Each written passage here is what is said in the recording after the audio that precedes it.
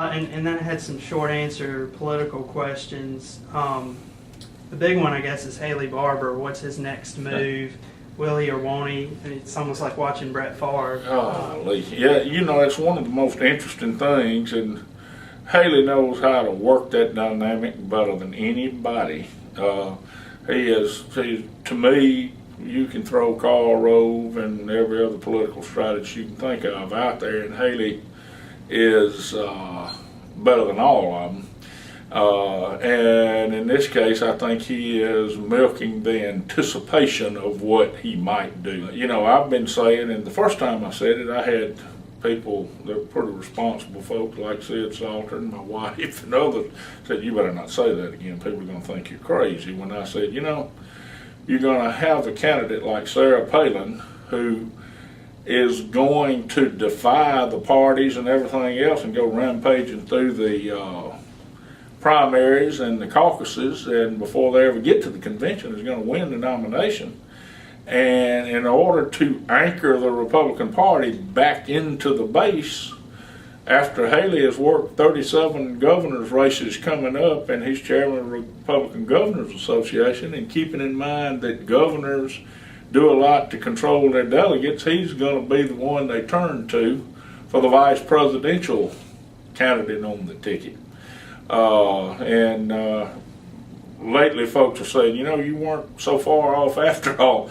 But the thing is, everybody says he's not running for vice president. You don't run for vice president. You run for president if you're going to run for anything, and see how you do, and your name's in the ring then when you do that. Not that Haley would have to run for anything to be on the ticket. He is a strategist who is going to be behind the scenes in any successful Republican effort to take over the White House. Haley Barbour is going to have to be on the team.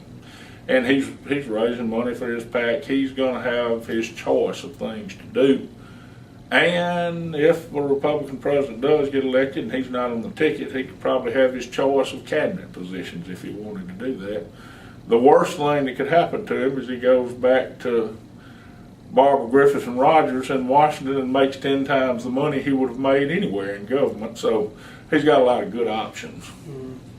And it's just a matter of if those options would be best for him and best for the Republican Party. Right. Well, if you look at even commenting on state issues in the last few weeks, he has couched it in grandiose federal versus us states and all of those terms that really are bigger than it takes to answer what's going on in the state. He's playing to a much broader audience. He knows that he can make a speech in Pelahatchie blasting the bill that passed that requires the state to match money to get teachers back in school, and it may be on YouTube all over the country for the next 2 years. So he understands that better than anybody. That's why, when we see him addressing some small group in Mississippi, he is wary of that national eye that may be on him when he's doing it.